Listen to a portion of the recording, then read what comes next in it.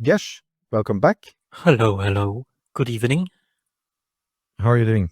I'm doing very well. I hope all of you as well, as much as possible. Well, it was a very busy week, wasn't it? Yep, life is getting busier and busier, but I mean, there are reasons for that, and the reasons are mostly good, so it's not that bad. Yeah.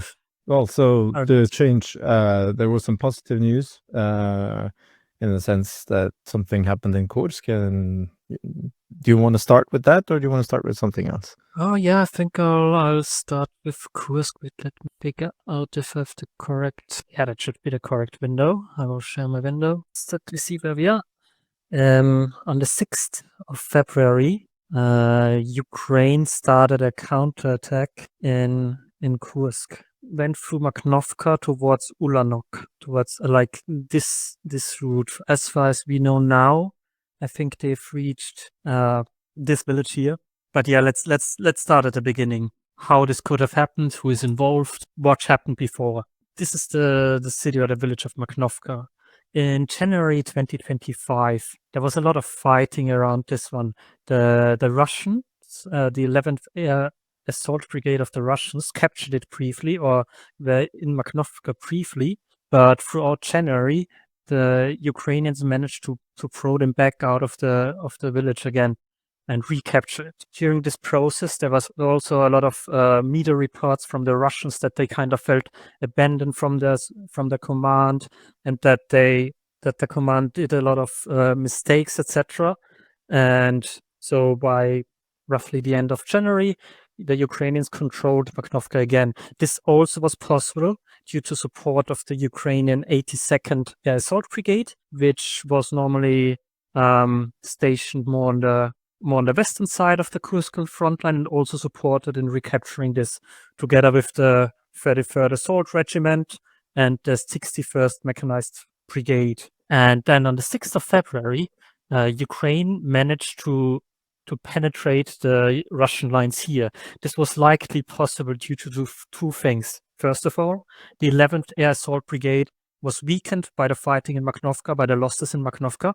And second of all, there were reports that the 11th Air Assault Brigade reported some that they controlled territory that they didn't actually control, which put a hole into the line that the Ukrainians managed to use. Exactly. So who is involved on the Ukrainian side in this attack? It's likely the 82nd Air Assault Brigade, which, as I said before, helped with retaking Makhnovka, and the 78th Air Assault Regiment. An interesting thing about the 78th Air Assault Regiment, there were also reports that they were involved in January in the attack in Berlin. As you remember, that one didn't go that well in the end. It was not anything catastrophic, but the Russians likely managed to retake it, the area, or they highly likely retook all the area that the Ukrainians controlled. And this time they were involved as well. A short detail why we figured this out, or how we figured this out initially. The vehicles in this area that we spotted, one of them was a VAB. Then we checked for it was quite a simple thing, actually. We checked on military land which units are using the VAB, because they have a kind of a database of all the Ukrainian units and which vehicles they use. Sadly, their search function is sometimes a bit dysfunctional. The only unit in Kursk that's actually using this vehicle type is the 78th Air Assault Regiment. And then our suspicions were confirmed on the next day, where both the 82nd Air Assault Brigade and the 78th Air Assault Regiment posted videos from this attack. For now, we can't fully say I would wait to assess this attack until the end to make a proper statement about it, if it was a full success or not, obviously. But for now, it looks really good. Today, there was also a Russian counterattack that was repelled. See it here. Muklazin did a geolocation about it. Do we have it? Yeah, the 82nd Air Assault Brigade repelled the 11th Russian Air Assault Brigade. We know it's the 11th in this case because, first of all, we had Kriegsforscher telling us, and, which is also very interesting, BMPs were involved. And the 11th Air Assault Brigade is one of the very few Russian VDV units that's not using BMDs, but BMPs, which is a different kind of armored vehicle. Exactly.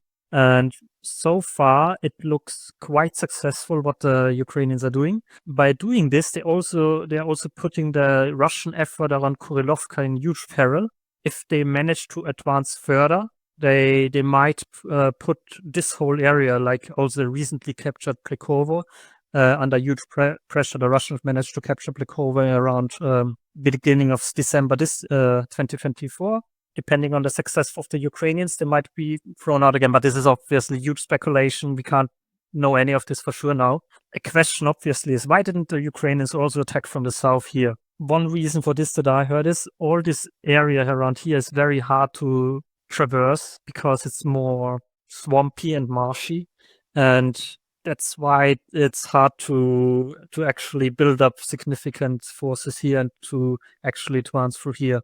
With the attack here, what we have seen is around 1 to 2 dozen vehicles of the Ukrainians, maybe around 150 soldiers, something around that one that was reported from the Russian side at least. So yes, we will see how this develops, and I'm very curious and hopeful that this one will be more successful than the attack around Berlin. If you zoom in on the Ukrainian side of the border, just south, you'll see also that there's not a lot of major roads going towards the border, and all the roads that are leading up to the border are very, very small. It's yeah, you have to zoom in a lot to see that road. Yeah. And of course, this is not facilitating build up of forces quickly that would be needed to support an attack from the south. And I remember this was an issue as well back in the very beginning, I guess end of August, when Ukraine sent an assault towards Borky and also toward Bielitsa. There was no way of really reinforcing from the south, which seemed to be an issue. So that is a tactical issue there, I would say. But if Ukraine would be able to capture that pocket, improving the infrastructure there would have been possible. So sorry, I was a bit phased out while you talked, so maybe I'm repeating something now.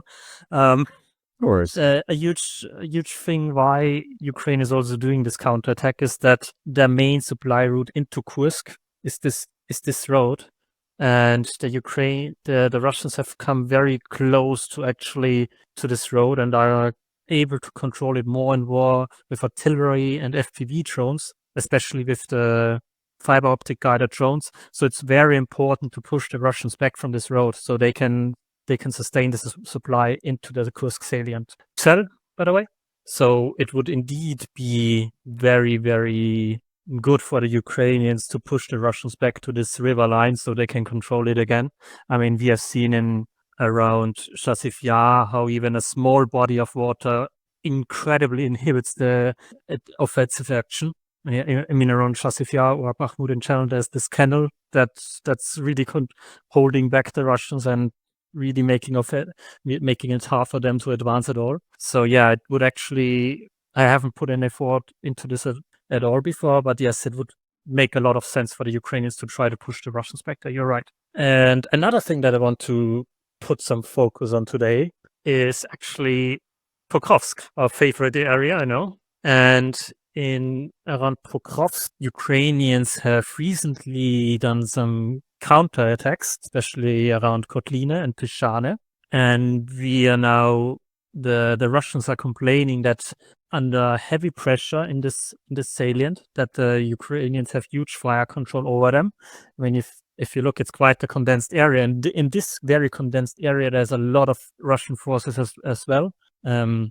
Namely around 3 to 4 brigades in one motor rifle division. Obviously, you have to know, it's not that these whole brigades and the division is in there, and that's not how war works. That's not how warfare works. It's always, rotations. Elements of units are getting pushed forward to the front line and stationed there.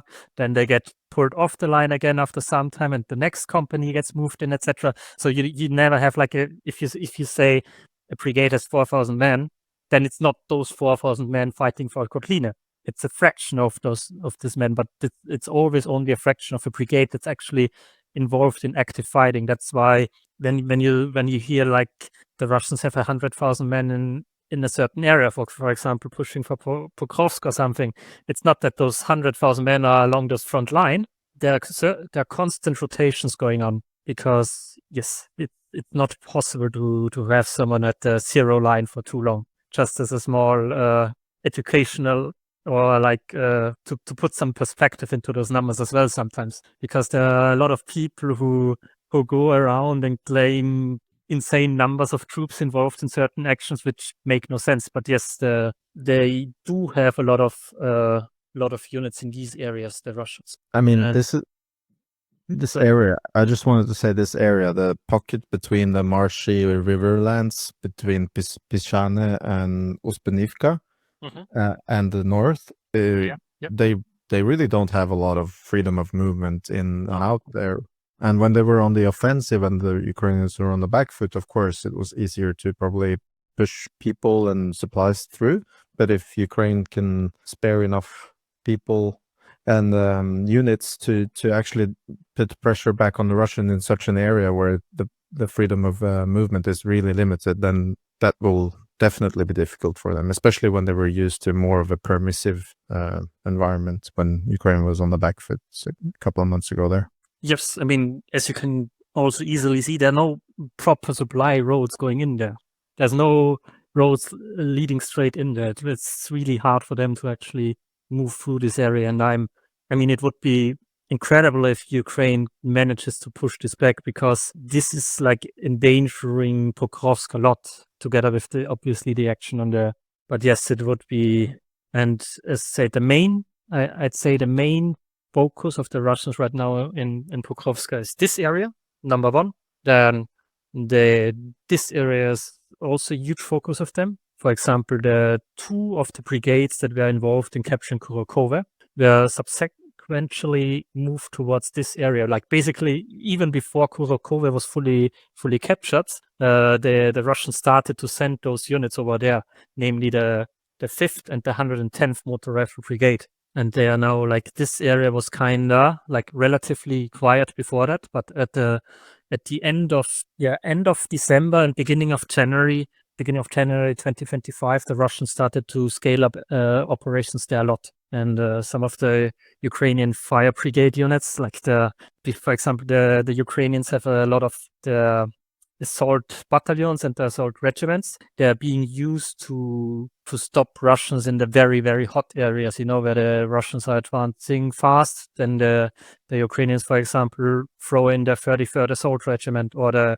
225th Assault Regiment to stop the Russians. They are like deployed all over the front. Just a quick example for that. The 33rd Assault Regiment that I mentioned earlier for Makhnovka, it was in Makhnovka in the middle of, when was it? Sorry. In the middle of January. At the same time, basically, they were fighting around Terny and trying to stop the Russians to push further from Ivanivka. And at the end of January, we have seen footage of them near Velika Novosilka. So yes, those units are basically the Ukrainian rapid response units, which they use to help in the very, very hot areas. Back again to Pokrovsk with the focus, the second one being here.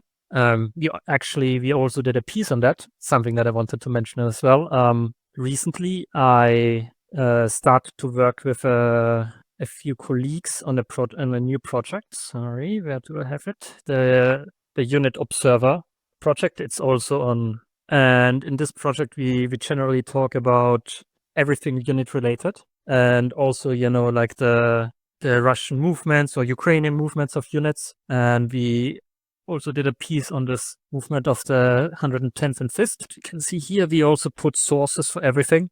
So if you want to get into the details and how we determine those movements, etc., you can look into the documents and see exactly how we determined it. For example, via MIA reports or via geolocations. And yeah, here we talked, for example, about the movement of the 5th and 110th Motor Rifle Brigade, which was brought over from Kurakove. Just a small mention of this. So if you're interested in that stuff and you want to educate yourself more on this, etc., you can give it a follow. A little bit of a self-plug, I know, but yes. Tochnyi is following the account, and I would try to amplify it because it's a very good source of updated, also real-time information, or not real-time, but Oh. very close to real-time compared As to. close as you can get, Yeah. basically. So It's, yeah, thank you for that project. It's actually very educating for me as well. Yes, I mean, I kind of want to put a piece on Tochnyi as well on how I do some of this stuff, and or generally also some educational stuff about the Russian army and how they're organized, or how to all these details. So yes, moving back to here, I mean, those were the two main things I wanted to put a focus on. Yes, there. Oh yeah, one more thing. This is a bit concerning in my opinion. That the Ukrainians haven't managed to throw the Russians back over the Oskil. Yes, I have no idea what's going on here. If you're interested who is involved here, it's the 25th Russian Motor Rifle Brigade, and it's 105th and 144th Motor Rifle Regiments. They're pushing over here into Torichna and also over into Novomlinsk. And the Ukrainians have basically lost the defensive line along the. Oh, sorry, that's the Oskil. There was a comment in the chat, and I was a bit confused for a second. No, it's the Oskil River, but it's been one of these very concerning reports from last week, actually. Yes, the Russians have managed to establish a bridgehead here, and the Ukrainians sadly aren't able to throw them back out. Even though, let's say it like that, the 25th Russian Brigade doesn't have the best reputation amongst the soldiers and the relatives. So, but they are very, very ruthless in the use of their soldiers. There were some reports that this brigade basically received soldiers, immediately marked them as MIA, like as soon as receiving them, then sent them onto assault missions, and then managed to capture positions without losing anybody, because the soldiers that they used were actually MIA before. That's how this brigade operates. It's absolutely insane. I mean, generally the circumstances within the Russian army right now are inhumane, to say the least. We sometimes criticize some stuff that the Ukrainians do, some movements or some decisions, but it's like never even any close comparison to the madness that's going on in the Russian army. I mean, it's just getting worse and worse.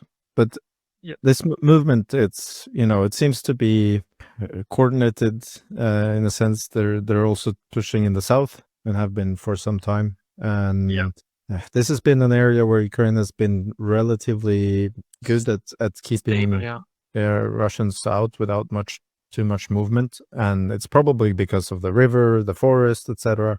Exactly. Where Ukraine has been pretty good at defending. Also in Kyiv. They held it for months. And also, the area around Liman has been a place where a lot of action is taking place, or Liman Persia, I mean. Mm-hmm. But the concerning part is that this starts to threaten Kupiansk and all the settlements next to it. So. Yep.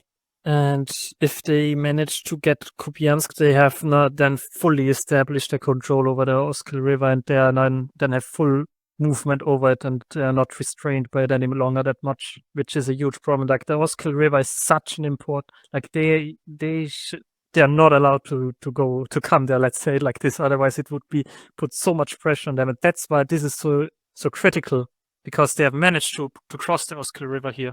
Yeah, and we'll just have to hope that Ukraine manages to respond to this somehow. But also in the south, it's close to Senkove. If they manage to cross there, it's pretty damn critical. But there is a lot more difficult to cross, of course, because the river is a lot wider, and I think that bridge is gone. No more. Yeah. The fighting here is actually kind of stabilized around Kolyakivka and Kolesnikivka. There has also been over the last month some counterattacks from Ukrainians, retaking some territory, etc. There's for example, if you want to know, the second Russian motor rifle division is around this area from Geschlittert until Kolesnikivka, and the Russian 47th is it the 47th? Wait. Tank division, exactly. 47th tank division is stationed around here and fighting towards Tsar. An area where the Russians had advanced a bit in the recent months is this area around Lutsova and Zeleny High. And there's also still heavy fighting going on there. Like just yesterday, we got a new video from Stepi, where the 3rd Assault Brigade of the Ukrainians destroyed some Russian tanks that tried to advance towards Kompanki, for example. And yes, it's a very, very hot area as well. With, for example, from Tabaivka till Stepi, this is one Russian army deployed here, the first tank army of the Russians. So Bielitz is asking a question. Is Freikorps still there? It's a very stupid question. I mean, Freikorps, it's like three guys. I don't know. I don't track free soldiers. Okay. So Bielitz, you got your answer. By the way, Bielitz is a friend of ours. So. Yeah, he's a little bit of a troll. Yes. So if you don't have any thing on the list, I have a question, because recently there was a video released by the 3rd Assault Brigade. And since you just mentioned them, then I remembered. Yeah. Where there's a bunch of civilian vehicles, basically an entire assault made up of Ladas and buggies from civilian cars that have been chopped off, or they remove everything except the essential parts of the vehicle, and it seems, at least from the video, that it got pretty much annihilated by Ukraine. Have you geolocated, or do you know if it's been geolocated, by the way? I don't know that, but this is also something that we can build on. We have seen more and more and more civilian vehicles being used by the Russians, and now more, like, we had the Chinese buggy phase, where they used the Chinese golf carts, and now we are seeing more and more Ladas of the Russians. Their tank and AFV losses have actually dropped over the recent few months. Like they had a ton of them in the middle of 2024, if I remember correctly, but now they have dropped off. But the use of civilian vehicles and the losses of civilian vehicles have skyrocketed. And you need to know, those vehicles are not only way less armored than anything else, like a BTR, a BMP, or a tank. They are also way, way worse at traversing the terrain and getting stuck way more. And that speed is such an important thing, because if you're too long in one spot, then the enemy will know that you're there. I mean, in this case, the Ukrainians, and they will spot you and they will send the FPDs. Yeah. So yeah, it's a very interesting development. They were in the donkey phase now. The donkey. It's very normal to use donkeys in your army. Haven't you heard? It was a very funny statement of the Russians. I think it was some military district that said, no, it's completely normal to use donkeys for logistics. That's always been done. I have my reservations against that, but I'm a little bit skeptical towards using that example as like we've seen a few posts of it, but if that's becomes symptomatic, going forward, then I would rather include that in the analysis of the Russian army, because it's certainly not a normal thing. Yeah, you're absolutely right, Erlend. A humble, but you're right to point that out to clarify for people. The context, there was a video released of them using a donkey. One video does not a normal situation make. Yeah. Sorry. The donkey thing is more of a joke, but the Ladas, this is something serious. All the Ladas being used instead of armored vehicles. This is way, way more serious, because we have actual proof and, development over time for this. I mean, sorry, I don't have the numbers right now. I didn't really sadly prepare much for today's segment. I was kind of off my head, all this stuff. But yes, also, yeah, we had a question in chat from Andrew talked in his last live that week about some movements near Vasilivka, Zaporizhzhia. Vasilivka. I know about movements near Kamyansk. Yeah. Also, yeah, it's near Vasilivka. Sorry, I don't know every Ukrainian town by heart, sadly. But yeah, has been increased presence of the Ukrainians now south of Kamyansk. We had a video geolocated by Gig that shows Russian strikes on Ukrainian vehicles. The really important thing in this video, as Gig pointed out to me, is that it's not where the Ukrainian vehicles are, but in these videos, wait, I can't really show it properly. Wait, if I find it, maybe give me a second. Hopefully, it didn't post too much since then. Then I can show you on the footage, because it's something interesting to look out for. Yes, exactly. So the interesting stuff here is not, it's the wrong video. This one is it? Yeah.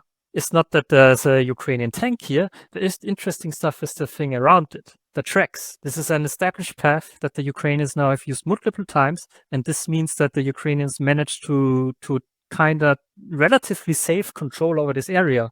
As you see, there's not many vehicle losses around here, so they managed to traverse this land without getting hit by FPVs all that much. So yes, the Ukrainians have advanced a bit further south of Kamyansk, and there's also been a new tactical sign spotted there. Let's see if we can see it in this video. The two vertical lines, and it's interesting what this means. If they have some plans there, it's certainly an area where you have to watch out a bit. I mean, it doesn't have to mean anything. Something to watch out for the future. I just want to mention that in that area, it's been kind of it's been still stand since 2022, more or less. I mean, there was some movement or some offensive action by both sides, but the lines have not moved at all. Look, that's 2023. Yeah, it's like since then. Yeah, so that's kind of important. Ukraine did push south a little bit during the offensive that year, but nothing more. And there was a lot of people shouting about Kamyansk and south of Kamyansk as a possible approach for Ukraine, but it's not somewhere we've seen major action at all. It's interesting that they, obviously at least changing tactics in the area. Certainly so. I mean, the main focus still lays not to the south, not around Zaporizhzhia, not around Kherson. 90% of the focus is Luhansk, Kyiv, and obviously also Kursk. There's some stuff still happening in northern Kyiv, but this is also rather small action. Yeah, some Russian units are committed there, some Ukrainians obviously as well, but it's not like focus is certainly elsewhere. If you look back on Kamyansk, we don't need to think that there's a sign that this is a sign that Ukraine will do a major offensive in the area or anything like this. It could also be just a tactical decision that we need this land to defend better. Yeah. Which would be similar to what we see in Kursk right now, except that the operation is, of course, quite large, much larger there. I don't interpret Ukraine's offensive actions in Kursk as with maximalist goals of, conquering Belitsa or something like this. Rather a tactical decision. An operational decision more. To relieve the old supply lines. I think that's the main thing, because the Russians were getting all too close via Korolev. Yep, I certainly agree with that. I don't think the Ukrainians are doing or also planning right now or not in the immediate future. We won't see any huge Ukrainian offensive. Huge offensive are very costly. We have seen it in 2023, how much it had Ukraine to do the offensive that they did. And it may, I mean, right now it's obviously hindsight. But yes, sometimes getting pushed back slowly is more beneficial than making a huge last stand. And even though it's not as exciting or anything, it's Ukrainian lives that are on the line when they attack.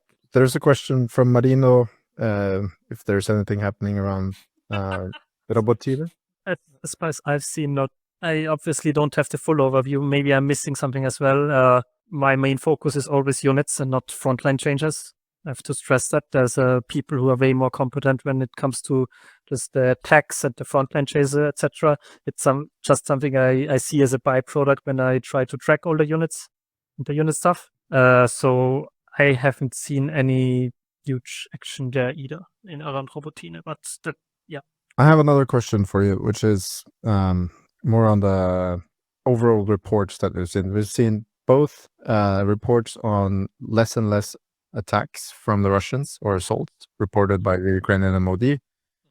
I think the last month it's been declining as a general trend. And also recently a lot less personal losses. Killed and injured on the daily reports from the Ukrainian MOD. Do you have any Do you feel that's a trend when you've been going through the missing data, etc., that there are less missing, less dead? Honestly, this is hard to answer for me. Most of my analysis that I do with missing data is qualitative instead of quantitative. Yeah, it would be a general feeling that you would have. It's hard for me to confidently answer this question. Okay. Sorry. No, thank you. That's an honest answer. Yeah. I think this concludes my side of things mostly. I sadly haven't prepared too much for this week, but yeah, I hope you learned some interesting information. If there's any more questions, you're always free to ask and always free to hit me up on either Twitter or Bluesky if you want to do it personal. I hope that I can release maybe some stuff on Tochnyi as well soon. And just kind of it for me. Okay, so thank you so much. I'm looking forward to see the development of the Unipa server observer account and also the possible other things coming from that team. It's exciting to see also more new OSINT groups and outlets, I would say, forming even 3 years into the full-scale invasion. Yes, it's some very competent people that I work with. They are incredible. I'm really looking forward to it. And we have some stuff on for Kursk planned as well. I hope it will be good. All right. Looking forward to it. Thank you so much. I think you did a really good report, so don't worry about not having more content. We almost spent 40 minutes on this, so that's great. Thanks a lot. And so we'll see everyone next week. Slava Ukraini. Героям слава. On behalf of the brave.